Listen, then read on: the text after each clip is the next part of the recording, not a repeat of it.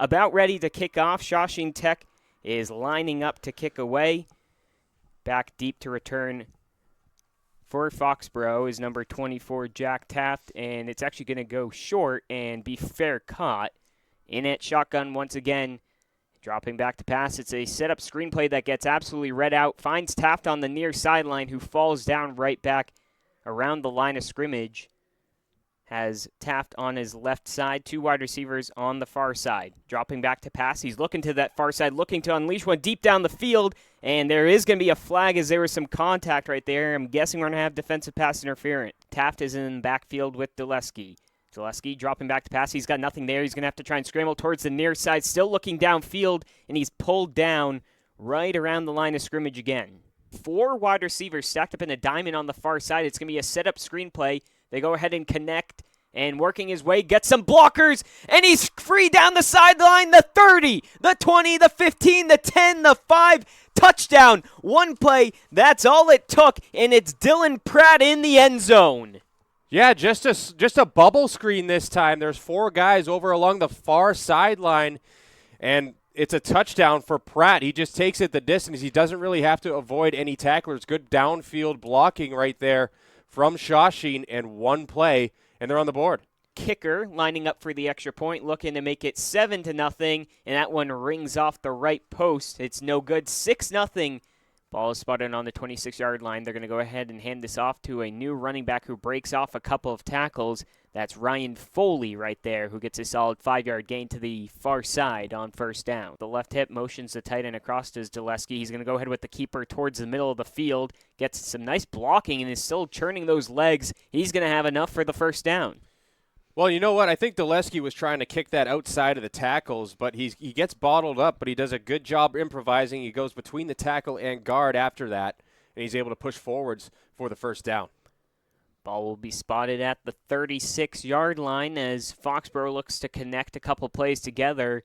They haven't really been able to get the offense going. Really, their first down was off of a penalty. Right, exactly. So it's good to see that Foxborough is starting to run the ball successfully. Obviously, Shawsheen honed in on that on the first drive. Ball on the near hash, as again in the backfield is Foley on the right hip of Dulesky. 3 wide receivers, 2 to the far side.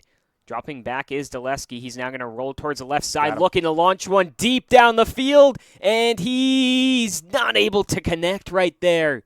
In the shotgun, Foley still the running back. 3 wide receiver set, 2 to the far side, dropping back to pass, looking for it deep down the field again, going up, and good coverage right there from the DB. Now shotgun, 3 wide receivers on the near side, ball on the far side, hash of the 44, dropping back to pass and looking to hit the curl route, and a nice hit right around the legs, still making the completion, and the catch right there was Pratt. Yard that he needs. He's on the right hip of the quarterback. They're actually going to pass, and they're going to go with a short hitch route right there. And it's Pratt once again. Breaks a tackle. He's out to the 20, the 15, 10. He's in for a long touchdown once again. 49 yards to the house on 4th down. Going forward on 4th down pays dividends. A quick hitch route, as you mentioned, Dylan.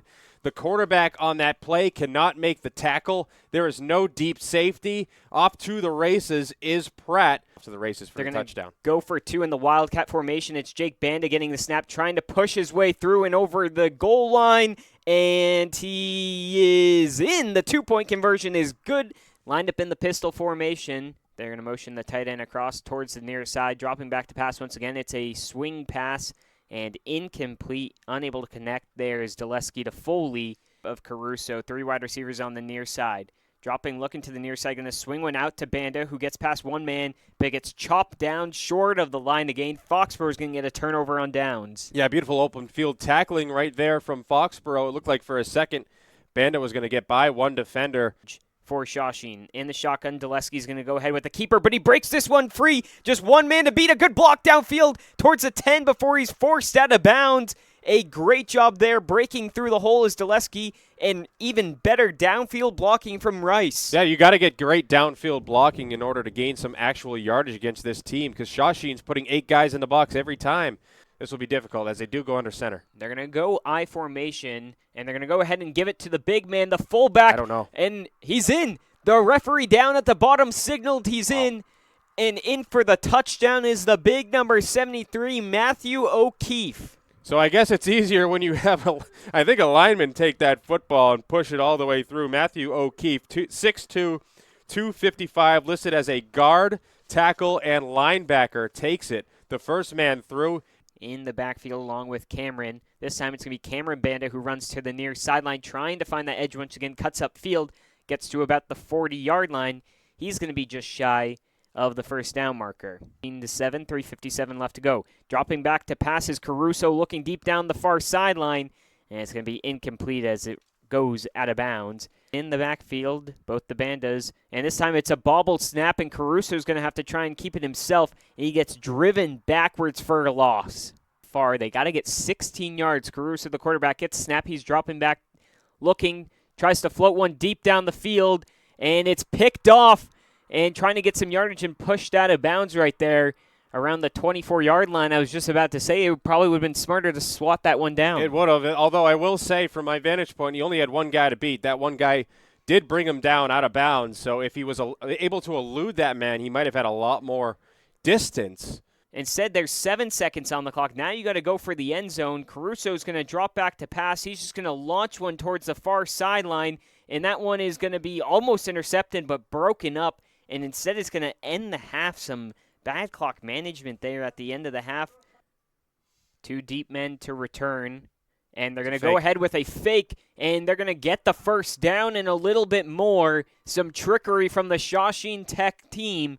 They go with the snap to the up back who gives it on the reverse, and it's a first down. Yards and 2 touchdowns is pretty good. They snap the ball quickly. Going to hand this one off to Banda, who finds some space, keeps on going, breaks a couple tackles down to the 30, and pulled down right around the 25-yard line.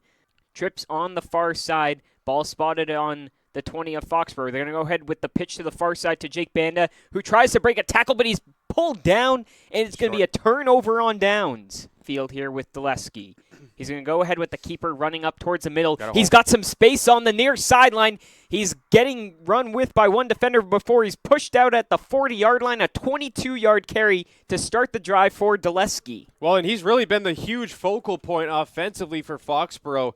Again, real tight formation, just 2 running backs. Dulesky's going to go ahead with the keeper again, breaks a tackle, gets through, lowers the shoulder, gets the first down. Still 2 running backs, though. They're going to go ahead and try and pass, leaking out the tight end. He was wide open, but it's incomplete to Diaz.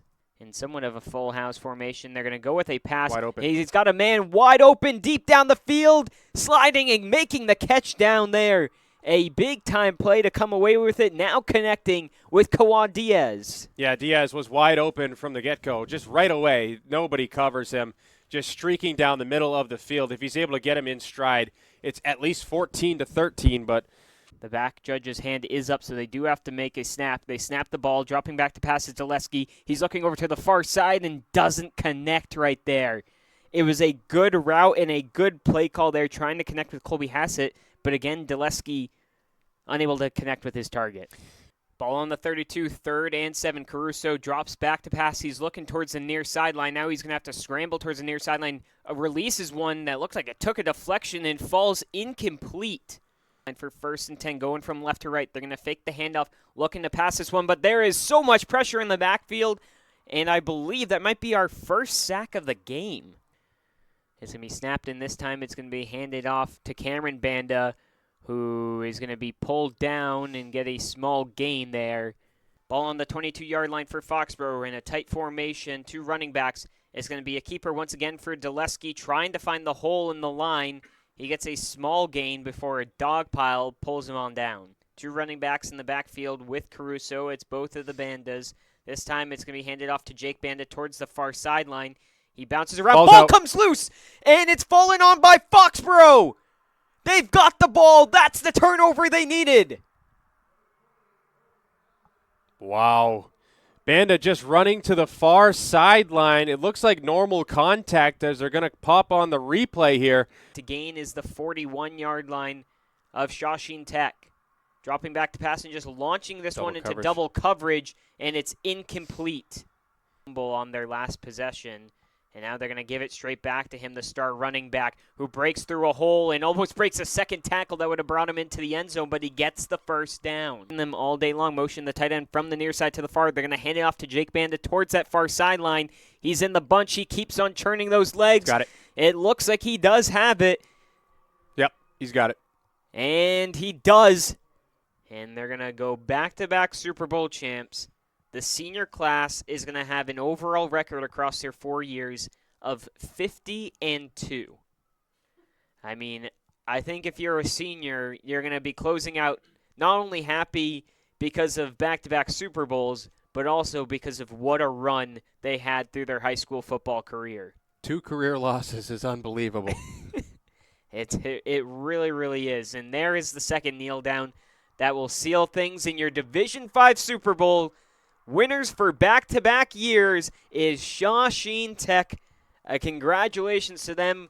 What an accomplishment. And a defensive battle game once again.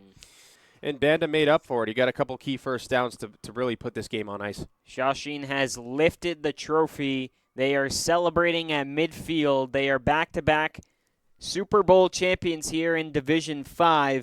And before we close things out here, we need to give away our Pepperoncini's player of the game. And this is a guy who didn't really have much of an impact other than the first 5 minutes. But, Joe, sometimes that's all it takes in a low-scoring game. Our player of the game is going to go ahead and be given to Dylan Pratt.